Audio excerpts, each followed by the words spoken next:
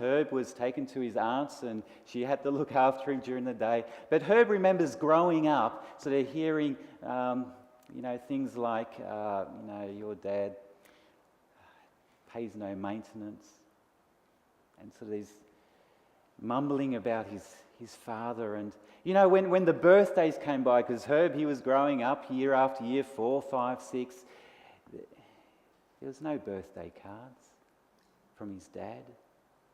No presents. Not even a note saying, I love you, son, just hang in there and be a good boy. Nothing. And the strange thing was that Herb and his mother, they lived at one end of the street, right at the end of the street. And on that very same street, right at the other end, that's where his father lived with the other lady.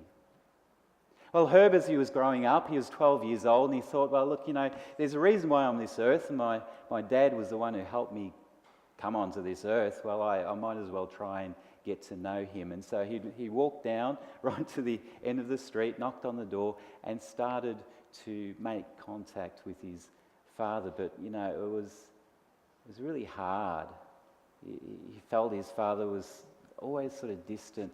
And Herb recalls how on one of the first evenings he was there talking with his stepmother, and she said to him, Herb, your dad, he really does love you.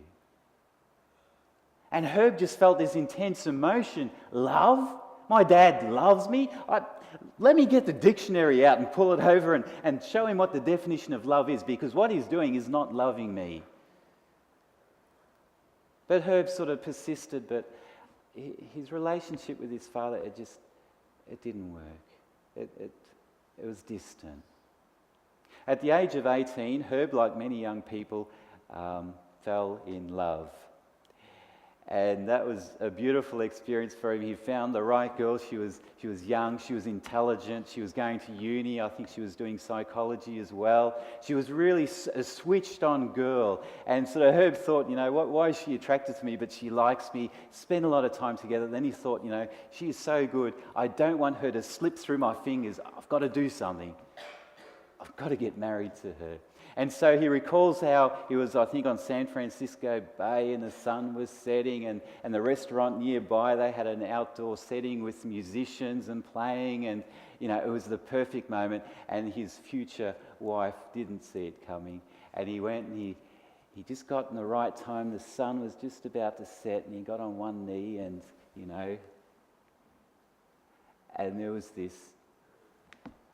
horrified, surprised look at his future wife, and Herb thought, I've got to get quick here. Will you marry me?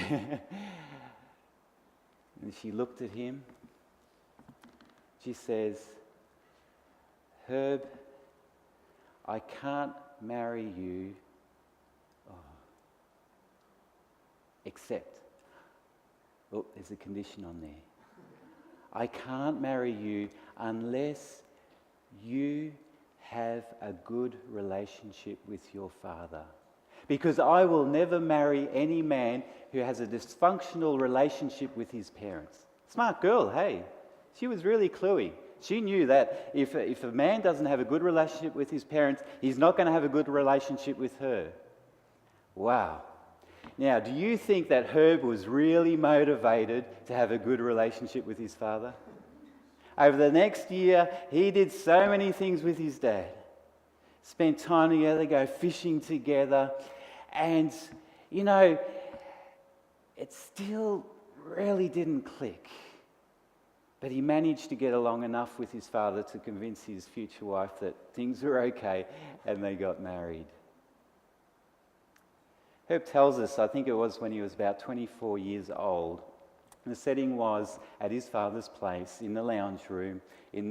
His father was sitting on a sofa. He was sitting with his wife on another lounge, and they were relaxed. And his wife, was just chatting to his dad, and his dad was getting more and more relaxed. And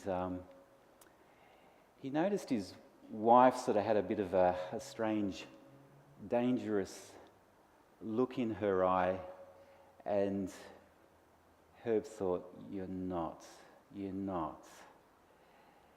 And just as his father was the most relaxed, his wife said to him, and his father's name was Herb too, Herb, why didn't you go and visit your son while he was young? The tension in the room was so thick. Herb Senior, Herb's father, he crossed his arms, he relaxed, he was a man of few words, and there was a struggle going on, and Herb Jr. was like, I just want to bury myself in the couch. I don't want to go there and dig up any skeletons in the closet. But Herb's father realised, and his eyes were getting a bit wet, as he turned to his son and he said, Herb, I think you're old enough to know a few things now. When I left your mother, and that was the first surprise for Herb. Because as he grew up, it was always, Dad left you and I. Dad left you and I. And here for the first time, his father is making a distinction. I only left your mother. When I left your mother, I had no idea that I would be leaving you too. And then Herb's father went on to tell a long extended custody battle where he tried to get access to his son, but his mother managed to manipulate the system enough that he had no access. And Herb was just there, not knowing what to say. And Herb's father said, look, I want to show you something. He went to another room, and in that room he pulled out of a chest like a shoebox. He said, I want to show you something. He opened the shoebox, and that wasn't a present. But in that shoebox there were a whole stack of receipts, all in date order, each one showing maintenance being paid every week at always the same time for the right amount. And then Herb's father turned to him and started saying, so many presents just had return to sender on them. The cards that I sent you never got to you. And for the first time in his life, Herb saw his father cry.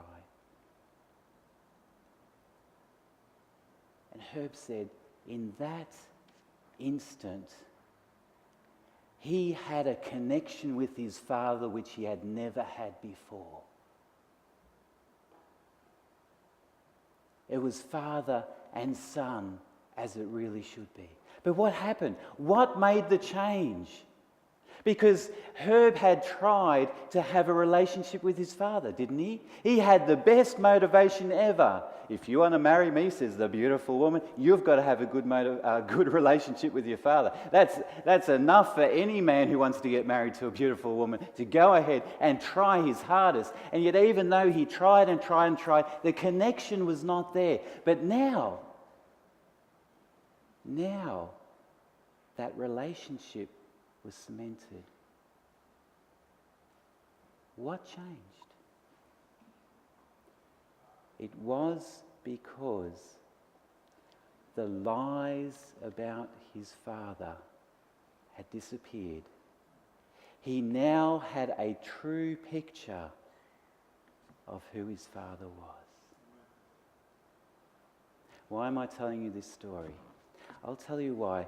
Because for some reason, no matter, even if you've grown up in the church, we have a distorted picture of God. We have somehow believed some lies that God really isn't the God who he says he is in the Bible. And we try and we try and we try to make a connection with the God, but it just doesn't work. And we don't realize it's not because we're not trying hard enough, it's because we've got the wrong picture of God.